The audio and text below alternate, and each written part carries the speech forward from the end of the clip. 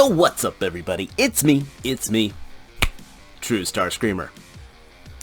2 snaps, 2 figures for this one review. Call it a 4th of July special. I don't know. It sounded funnier in my head, which, if you've ever watched me on any of the podcasts, it always sounds better in the head before the actual execution. But I digress. I've been enjoying doing these double reviews. I hope you guys have as well. There's not too much innovation with Marvel Legends. So with this, we're able to knock out a couple figures and get a lot of thoughts on here and go through the backlog that much faster. In fact, let me know your thoughts down below if I should be still doing the Marvel Legends as double reviews versus individual ones. Hey, it's interaction and I love getting your thoughts. But anyway, back to the figures at hand. We've got both the Spidershot figure and their updated Tombstone figure. I've been very eager to get my hands on this guy, and of course being in North Carolina, it's next to impossible to find stuff. So, got him, and then the Spidershot, I wasn't at first going to pick him up. I first saw him at a store once, and there was like cracks in the hands. It was kind of crazy like that. It was a horrible QC. But he's got this is a Spiderverse character, so not a mainline character, and I think it's just a really innovative design, plus a really neat effect part, which we'll get into when we talk about the figure.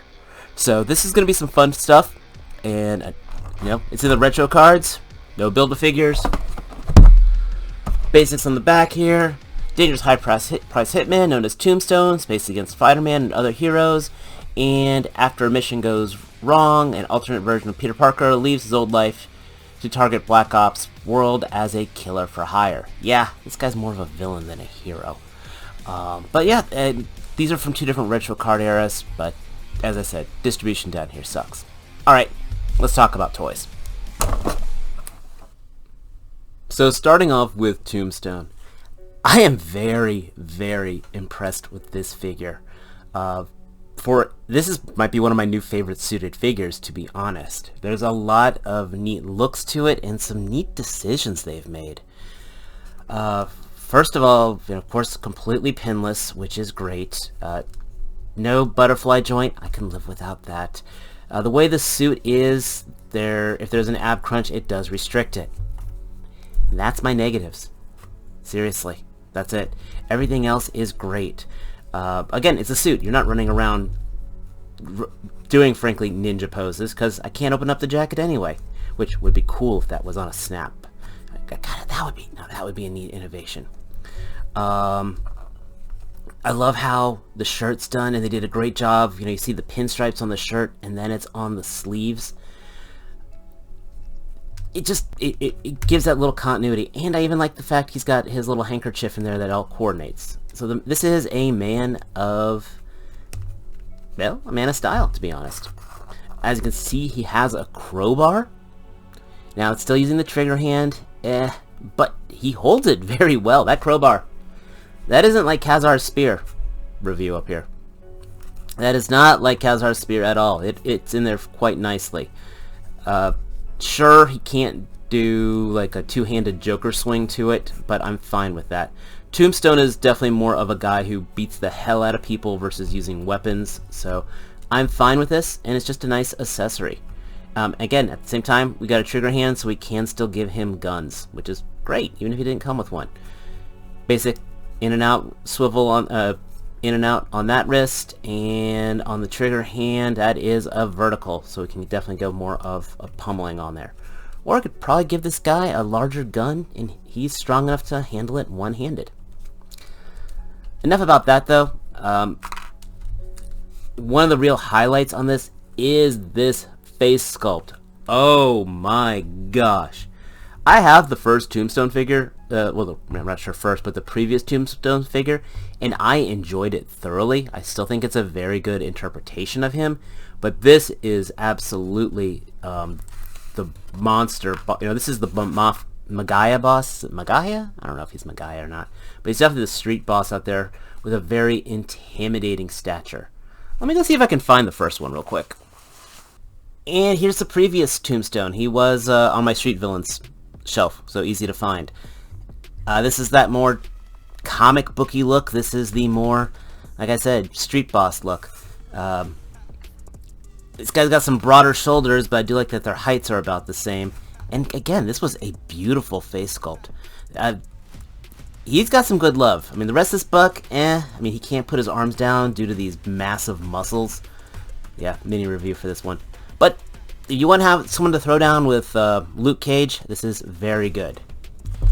This, though, this is the one you could have sitting at the table, you know, actually making the deals per se, or just representing for an arms deal. And then if things go awry, oh look, we got a second face sculpt of him much more ticked off. Now this is the other neat thing I like how they did with this figure. It's like that Mezco neck joint system, which this is smart because since Tombstone is an albino, you know, they don't have to make like a new neck or anything. If they decide to reuse this buck, it's just going to be new heads. Now, it's going to limit what you can do. Obviously, I can't do a face swap with this, but again, great look on here. This looks like a guy that the Punisher just raided, you know, and wrecked an arms deal type of situation. And then he's about to go strap on the spandex and get personal about it. As you can tell, I like this figure. This is an if you are a Marvel fan, you know, a fan of this character, it truly does him justice. Oh yeah, and you also get a pair of fist hands to actually, you know, have him beat the hell out of the Punisher later down the line. But yeah, this is good. And here we have the Spidershot character.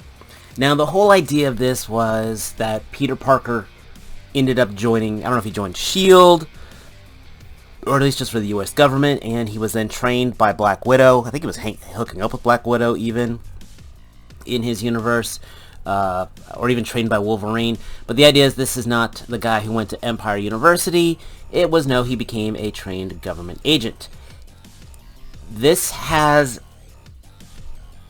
some very cool things, and, well, okay, one not stupid complaint.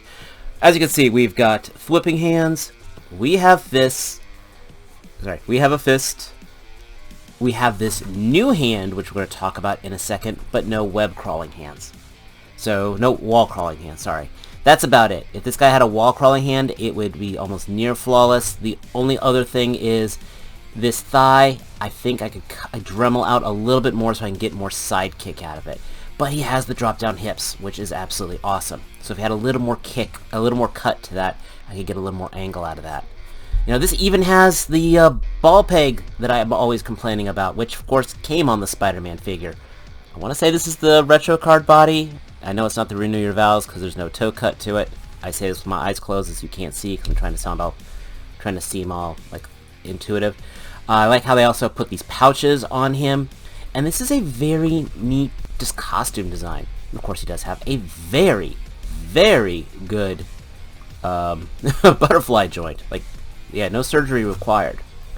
Now this hand is neat because, like I said, he's called the Spidershot. Instead of, he actually has in here a hole in here because I can put in this effect,